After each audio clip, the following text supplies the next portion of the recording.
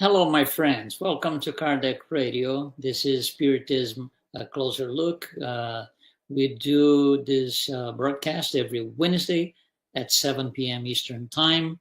I'm Luiz Lima, your host for tonight, broadcasting from Orlando, Florida. And tonight, we are going to take a closer look at the phases of reincarnation. Because it's an extensive subject, we are going to be very specific on what we say here. It's very pinpointing to a certain thing, but still, it's a vast subject. So we are going to do this in two programs. We're going to do our first program right now, and next week, you're going to see the second program following this one. So, reincarnation. Well, reincarnation, first of all, is a process. It's not something punctual. It's not a snap of fingers. It's a long process from beginning to end. There are no two incarnations that are exactly the same. So obviously, as a consequence, there are no two reincarnation processes that are exactly the same. Each case is different. Even the same spirit incarnating one time and later on another time, those two are different. There is uniqueness. That's the word. There is uniqueness in here, and this translates in some form of progress, I would say, because it's a cycle. Incarnations are cycles, but they are progressive cycles. It's not something that when it finishes, you're right back at the beginning. Then you do it again. When you finish, you're right back at the beginning. No. Those are sets of incarnations, or the cycles of incarnations are progressive, all of them, one after the other progressively, because each new incarnation incorporates more experiences. It brings more experiences to the spirit. So spirit finishes, let's say, one incarnation, then it jumps over to the next one. At the end of this second reincarnation, it's much better than when it began in terms of experiences. I'm not saying not necessarily morally. There's this, leap like Saul and Paul, not necessarily. Most of us, by the way, not some, most of us, we are very conservative in our path towards perfection. So we do a little bit at a time. But regardless, at the end of an incarnation, we had many more experiences than when we started. So, in order for a spirit to incarnate, there's got to be some planning. It's not something that you just go, oh, let's go. No. There's a tremendous amount of effort involving several different spirits. And that's the goal today, to talk about the process. That's why we call the phases of reincarnation. So there are several factors that play a role in planning for a reincarnation. First of all, I'm going to give you like 5 or 6 reasons or factors that play a role. So first of all, the evolutionary state of the soul. Is this a high order spirit that's going to incarnate? Is this a lower order spirit that's going to reincarnate? So it plays a role. Another thing that matters and plays a role is the environment where the experience will take place. What kind of environment this has to be? Is it going to be a very rich place? Everybody's rich, everybody's got a lot of money, or the other way around? It's just going to be a very poor, class people who's struggling to survive. So the environment where this is going to take place matters when planning for the incarnation. Another factor that plays a role is the necessity to to have a sturdy and healthy physical body, or the necessity to have a weak and deficient body. That matters, because you're going to bring with you some DNA, and some potential physical conditions to address one or the other. So, is this an incarnation where the body has to be very healthy, or very weak in terms of physical organic resistance? It plays a role, another one. What type of trial does this spirit have to undergo? What kind of trials? What's in the books for this spirit? What's the plan? What is it going down to do? Another one. What are the moral and cultural qualities of the spirits? Where in the spirit scale, which we discussed so many times here, where on the spirit scale is this spirit? Is it down here, a lower order spirit, a higher order spirit? Where is it? Because it will matter. And not only the moral standings, but what is the cultural quality of this spirit? For example, in his last experience, what kind of culture was he inserted in? It matters. All of this matters. And another thing that matters too is the reason, the purpose, the reason for the reincarnation. Is this going to be a mission, which are only reserved for pure spirits like Jesus? Second, is this going to be a mission, or is this going to be a trial? Spirit has to undergo trials, or is this going to be expiation, or a combination of both? So all of this, it's taken into consideration when planning for the reincarnation. You see, we're not even talking about, mother, father, coming down, conception. No. This is way, way, way before. It's the actual planning for the reincarnation.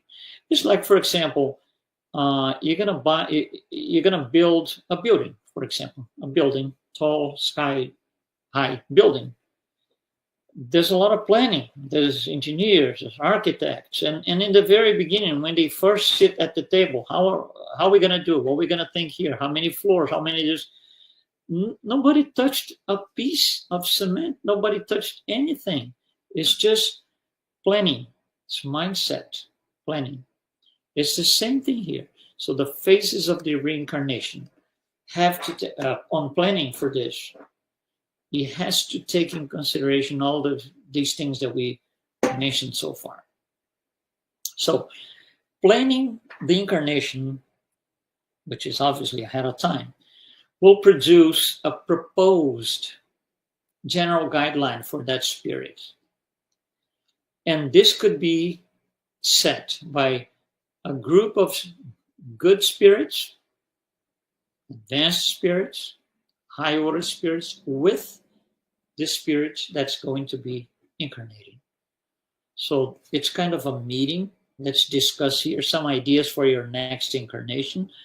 And, at the end of that discussion, there will be a proposed general guideline for that spirit. And the spirit might say, it's too much for me. I don't think I can do it. There will be, things will be discussed and revised and reviewed. So the spirit has, it can take the best of his ability to do the best possible incarnation he can. And because of this, there is nothing that is fully set in stone. Like, your reincarnation is going to be this. You're going to be this on that day, and then this, and then this. There is no fate in the sense that we know of. Nothing can be changed at all. There is no such a thing. Most spirits, rare exceptions, but most spirits follow their own path once they're incarnated. And they set the pace for the journey. They all have free will. So I can go, I can go at a faster pace, at a lower pace, and I can do slightly different than originally planned, but still within, the parameters. It's not set in stone. There is no fate as we know it, that the spirit has to follow, as he put his head down like this and just follow what's going to happen. No. Now, setbacks might occur, or the other way around, good surprises might also occur. So it's not set in stone. Reincarnation brings this overall sense of a moving target. So you have a target. This is what you need to get to at the end of your reincarnation. But, things vary during that course. Things go, slightly pen to one side, to another side. So it becomes this moving target. No fate as we know it. And like anything else, reincarnation is subject to the law of God, where transgressions have consequences. So if transgressions have consequences in the spirit, because it has free will, makes a transgression, there will be consequences that could not be foreseen ahead of time, as if it were set in stone. No, it can't. The spirit has the ability to do things his way. Of course, there are consequences. You do good consequences. You do bad or evil things, you're going to have to offset your wrongdoings.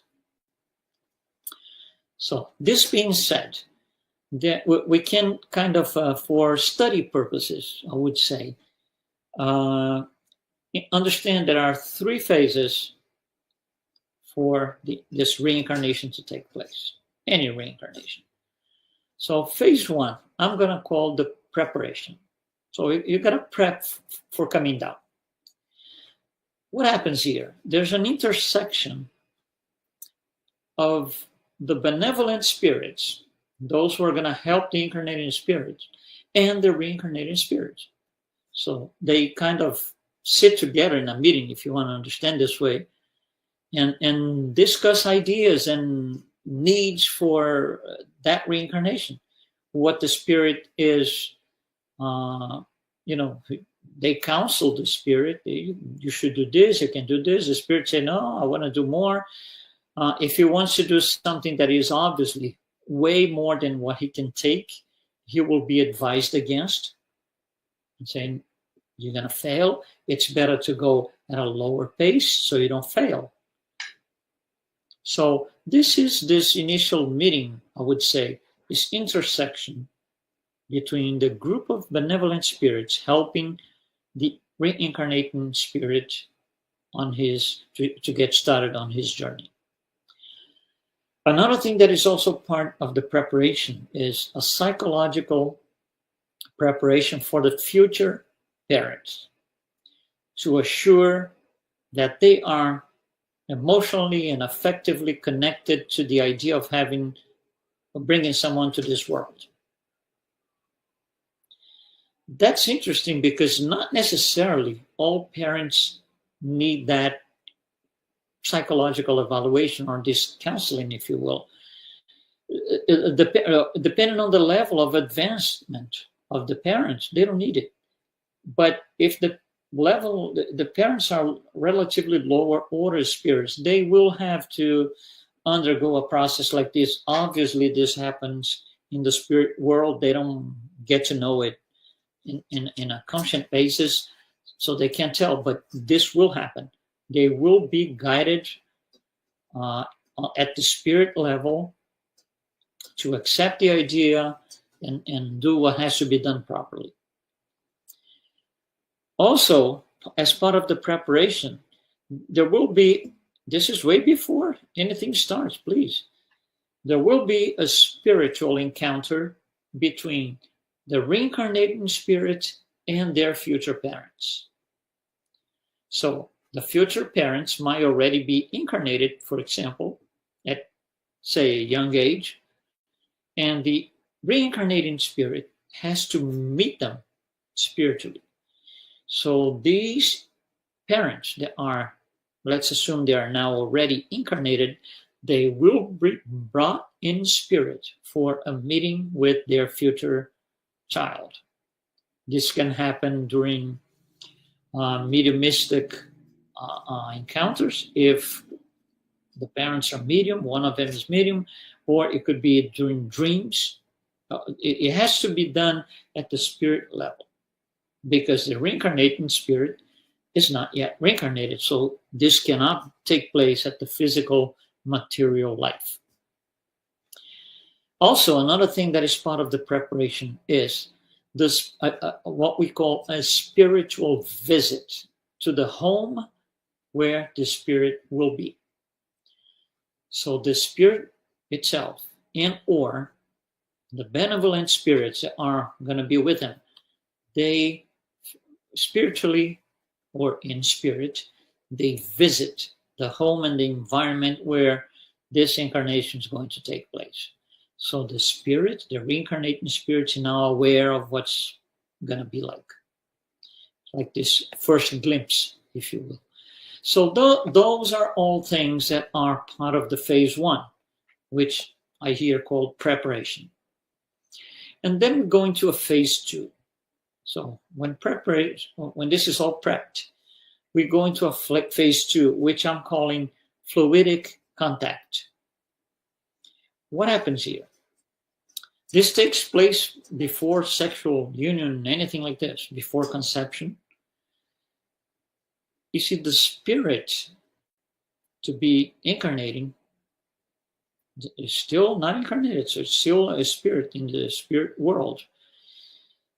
You will have to kind of gradually replace, in part, the perispiritual energies with corporeal energies. It's something like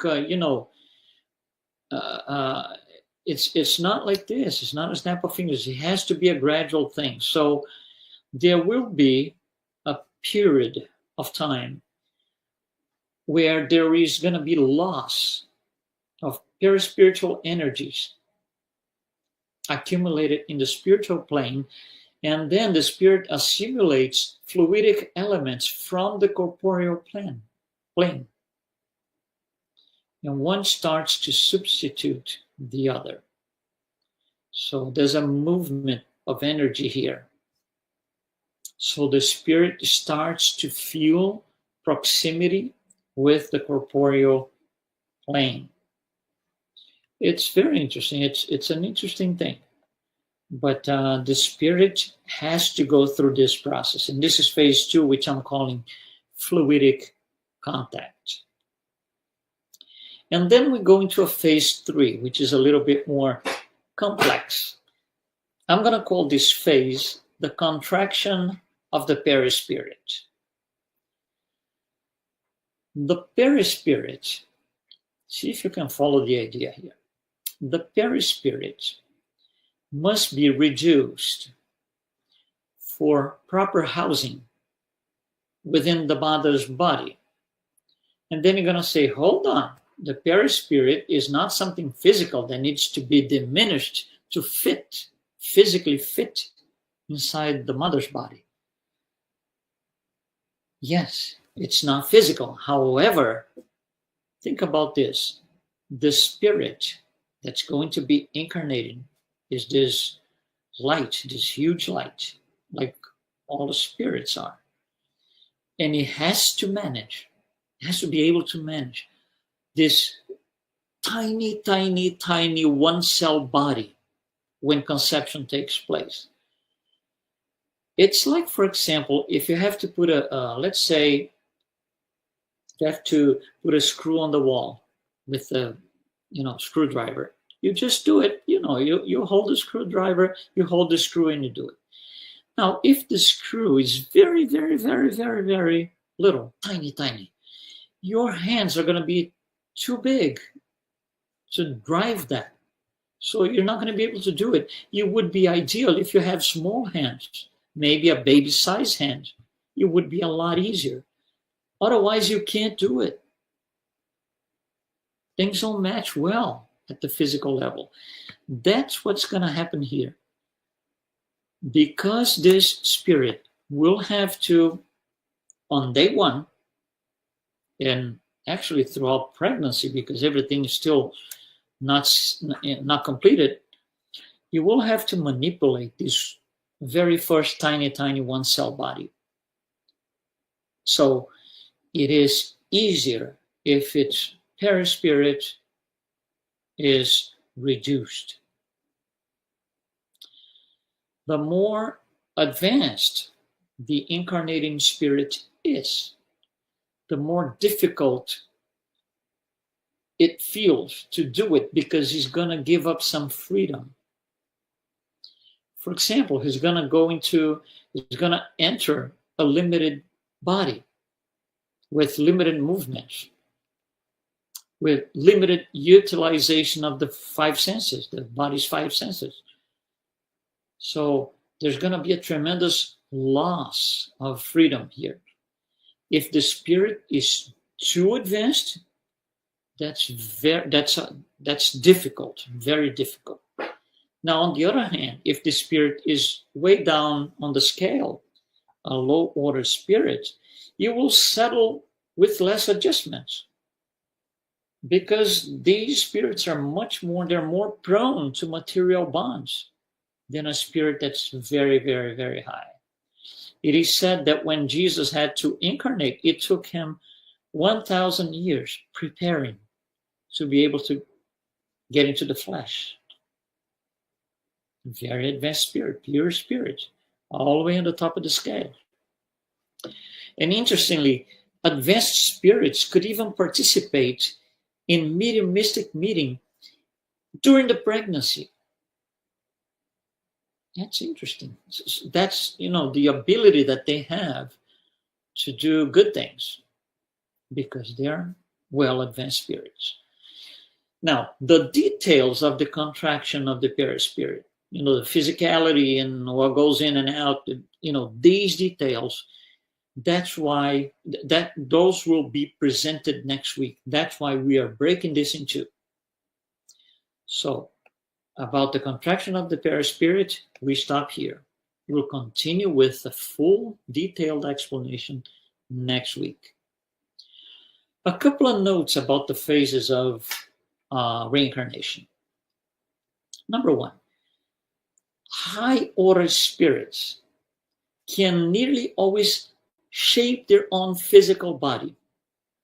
Can you imagine? You're going to reincarnate, you're going to say, well, I'm going to shape my own body. I'm going to take care of this myself. That's reserved only for high order spirits. They will intervene in the essential chromosomes, depending the task they need to carry out. That's why sometimes the laws of Mendel genetics, they don't make sense to us here and there in certain cases, because the incarnating spirit, if he has merit, if he is a relatively high order spirit, he will be granted the ability to change the chromosomes at conception, depending on the purpose of the incarnation. They can program their own DNA right after conception. On the other hand, second note, low order spirits, in most cases, they will enter into this fluidic symbiosis with the mother's body that will receive them, because they're still very connected to a material life. Low order spirits we're talking about, they're still living and thinking. They want to come in to live a full or almost full material life. So they have to experience this emancipation of the spiritual body. They feel like they are irresistibly attracted to the physical matter in the uterus, according to what's suitable for them for that reincarnation.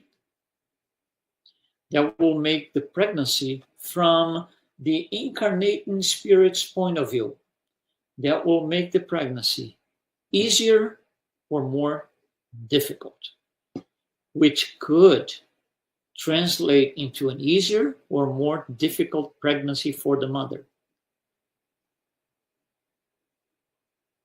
However, the type of pregnancy, easier or more difficult, from the mother's point of view, is consequence, not cause. Consequence of the process for the reincarnating spirit. For lower order spirits, their form, the type of body, the physicality that they will bring with them, almost entirely depends on heredity.